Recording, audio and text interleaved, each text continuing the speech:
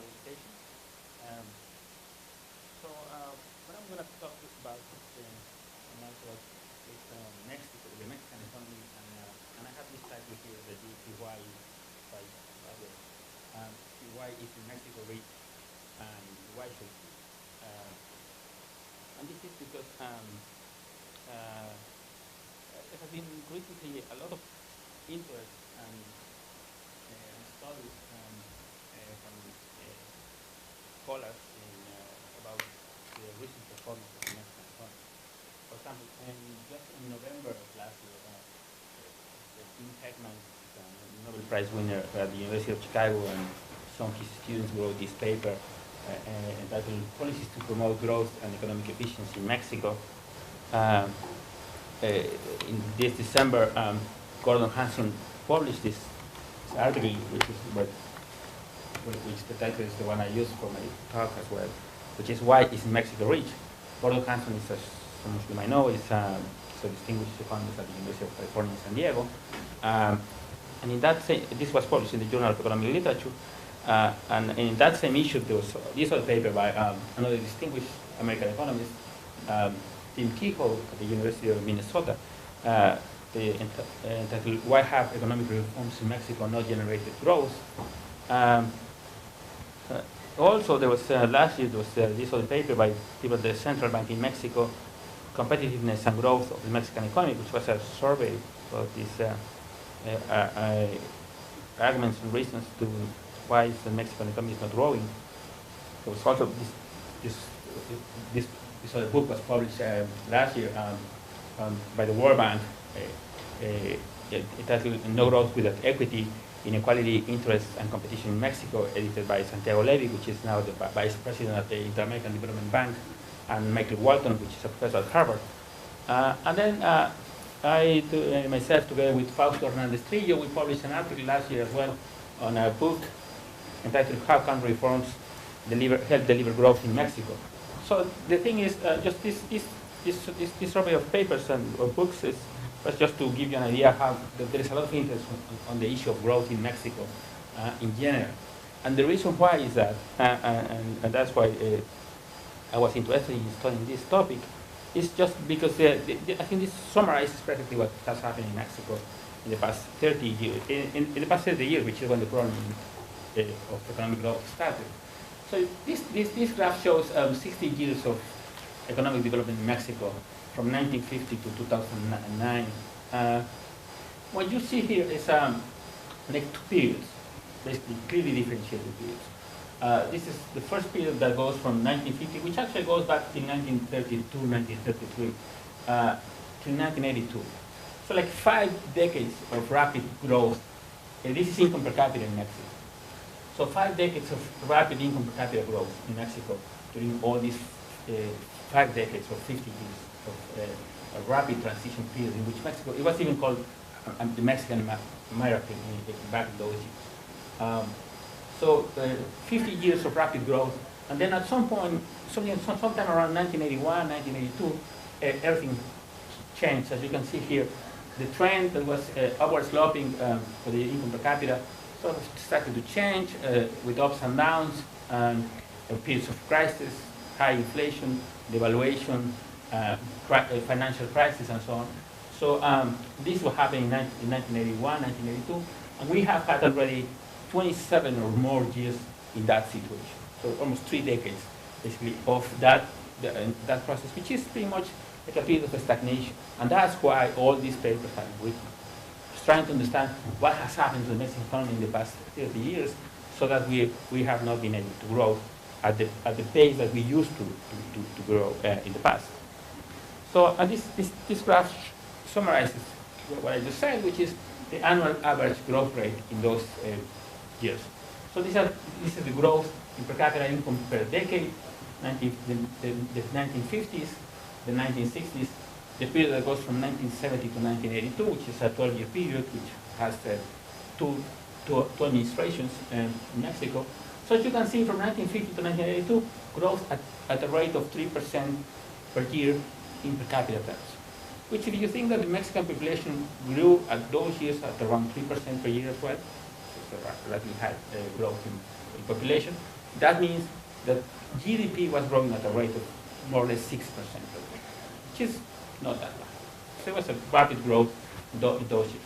But then the crisis came in 1982. This is the administration of President de la Madrid. This is the period of adjustment crisis.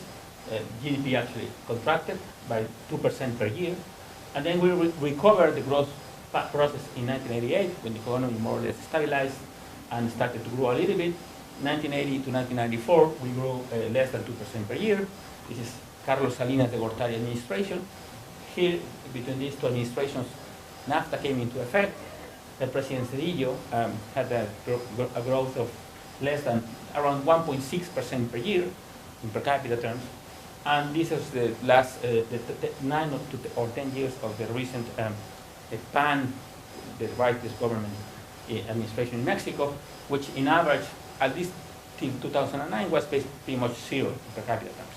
So you can see here there was rapid growth, then contraction, and then recovery of growth, but that's started to diminish and is now basically zero. That's why there is so much interest in terms of income per capita growth in Mexico. Why is that Mexico is not growing at all? Now, this is performance Mexico vis-a-vis Mexico in the past. So Mexico has done very bad in recent years against Mexico as well in the past. Now, let's see how it has done compared with other countries. If you compare that with other countries, for example, these are a selected group of countries which at some point there was relatively similar to Mexico at some point in time, and so a few of them.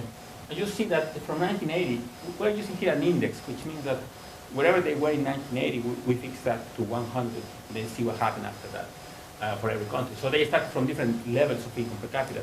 But let's make that like the benchmark and see what has happened in those years, in the past 26 years or so. And here you see what happened. Mexico not just lagged behind all these countries in relative terms.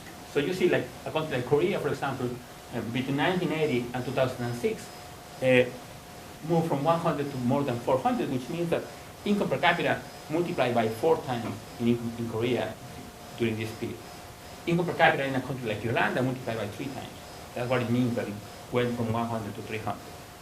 So it really grew very fast in the GDP per capita in these economies. In countries like Portugal or Turkey, Turkey, it almost doubled in this period of 26-year period or so. Whereas in Mexico, as you can see here, this is the stagnation that I was talking about. It's basically flat, which is precisely the point that I was mentioning before. The fact that there has been no growth in Mexico at all, or very small growth, very mediocre growth in the past 26 years. And this is true not just when we're comparing Mexico against Mexico in the past, but it's also when you compare Mexico against some other economies in recent years. So, and that's why it's the interest. So those were my graphs. These are graphs from Hanson's paper, which is the one I showed you before, which show precisely the same thing. Mexico has done as bad as many other Latin American countries, by the way. It's not just a Mexican problem. It's a problem in Mexico, but it's also a problem in other Latin American economies. So within the group of Latin American economies, for example, the only country that has done really well is basically Chile in the past 3 decades, as you can see here. All the other countries like Brazil, Venezuela, and Argentina have done as badly as Mexico. When we compare Mexico against Southern Asian countries, we see that, for example, against Malaysia, Indonesia, or Thailand, Mexico has done very poorly and has done as bad as the Philippines have done recently. So this is again using this is the benchmark and seeing what happened in the past 26 years or so. This is in per capita terms. This is income per capita. And compared with Eastern and Central European countries, again, Mexico is lagging behind countries like Bulgaria, Romania, Hungary, and Turkey as well. So that means that in general, Mexico is lagging behind all this group of countries, and it's doing as poorly as some of Latin America. Now, so far, what these graphs have shown is that that Mexico is lagging behind. It has done very poorly compared with what it has been doing in the past, and it's doing very poorly when compared to other economies in the world. Now, but that's not the worst. I mean, this is, if this were not enough, when we think about what's behind economic growth in an economy, economists, we used to think that the most important thing is labor productivity, or productivity in general. This graph shows the continuous line is GDP per capita. It's exactly the same I showed you before, which is this increase from 1950 to 1981, and then ups and downs after that. The dotted red line over here, this is real GDP per worker, which is a measure of productivity in Mexico. It's labor, which is called labor productivity. For a country to grow, for any country, productivity is like the most important force to sustain a growth process in any economy. So you see what happened to labor productivity in Mexico. It's interesting that follows a little bit of the same pattern than GDP. It grew very fast in the 1950s, 1960s, and 70s. It reached a peak at some point in around 1981 as well, and then it started to contract. But the worst thing, notice that GDP per capita, which is the continuous line, has already surpassed where we were in 1981. So we are slightly better off in terms of GDP per capita than we were in 1981. But when you look at labor productivity, which is the red line, you see that even in 2006, we were even below the peak that we reached in 1981, 1982. So that means that productivity has not even grown at all during this 26-year period.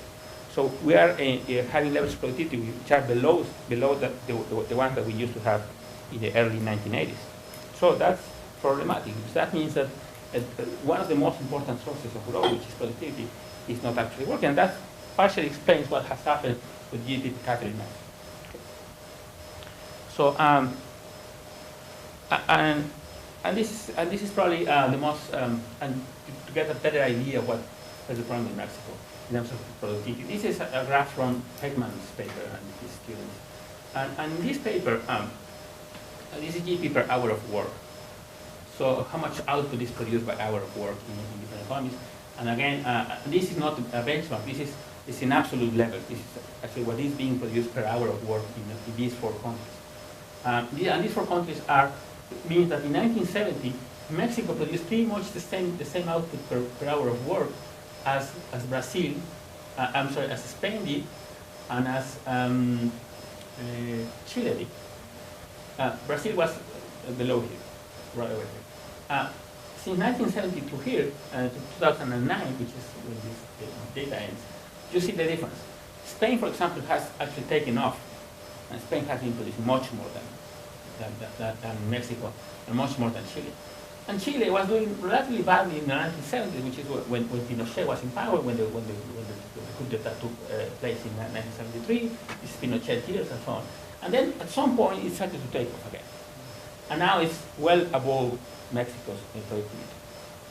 And Brazil, which has been doing relatively bad in the past 3 decades, has been doing slightly better off in the past few years, and has slowly approaching Mexico's productivity. I mean, it was well below Mexico in the 1970s, and now much closer to what it was with Mexico in 2009. It's still below, but it's getting very close. But the thing is, Mexico's productivity is stagnated, whereas in Chile it grew relatively fast, particularly after the mid-1980s, and in a country like Spain, it actually took off much earlier, around the 1970s, and now it's doing much better than Mexico. So that's the thing with Mexico. So Mexico is doing very badly against itself in the past, and Mexico is doing very badly when it's compared with other countries in the same period of time. So, and that of course has some impacts on levels of development in Mexico. So for example, these are the poverty rates in Mexico.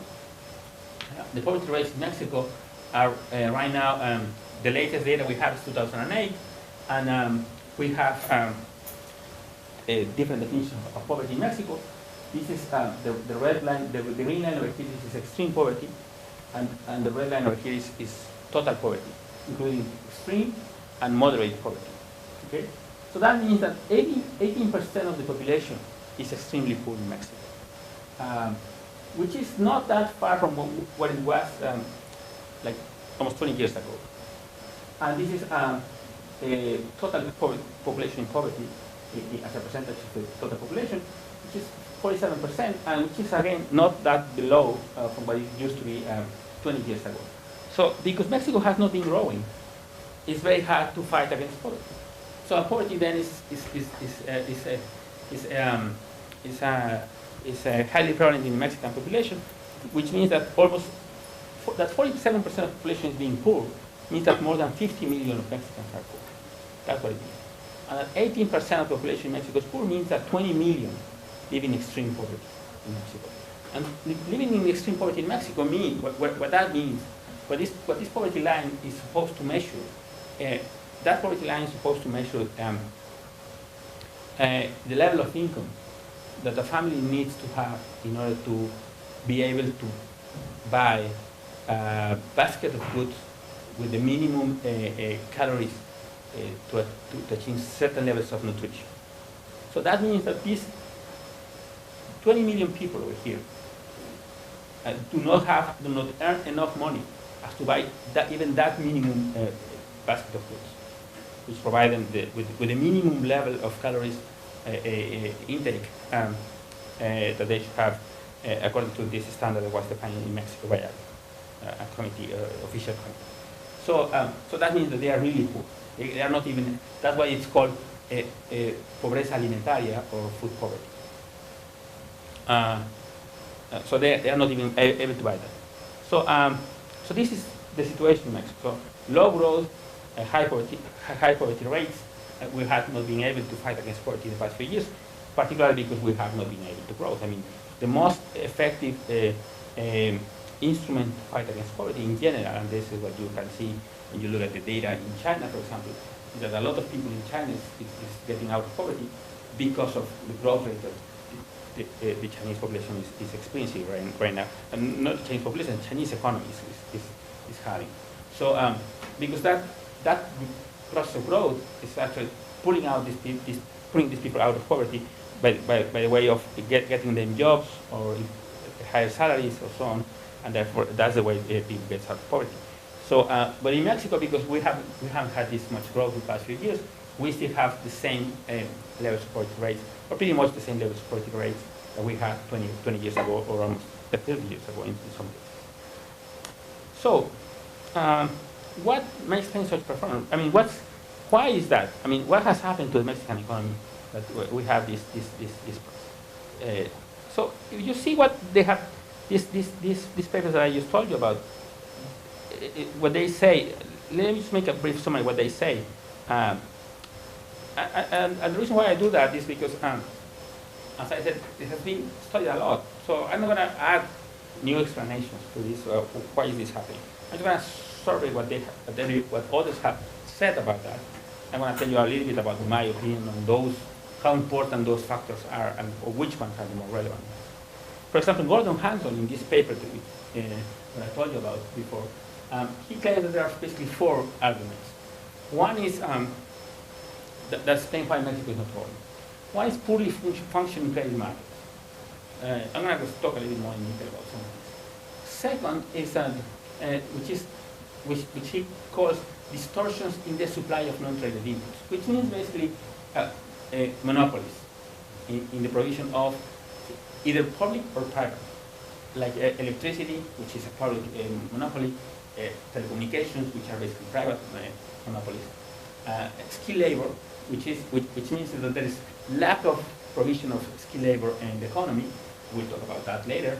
And he also uses this claim by Santiago Levy, which is, as I told you before, is the vice president of the Inter-American Development Bank, who claims that part of the problem in the Mexican economy is that there are a lot of incentives for people to go into informality. Growth and economic efficiency in Mexico. In this December, Gordon Hanson published this article, which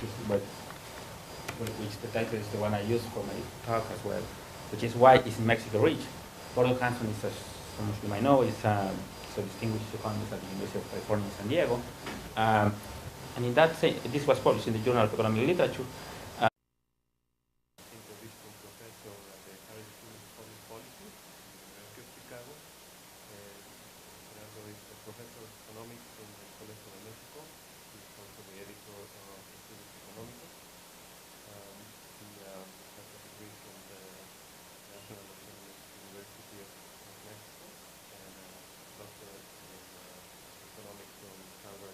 And in that same issue, there was this other paper by another distinguished American economist, Tim Kehoe at the University of Minnesota, entitled "Why Have Economic Reforms in Mexico Not Generated Growth?"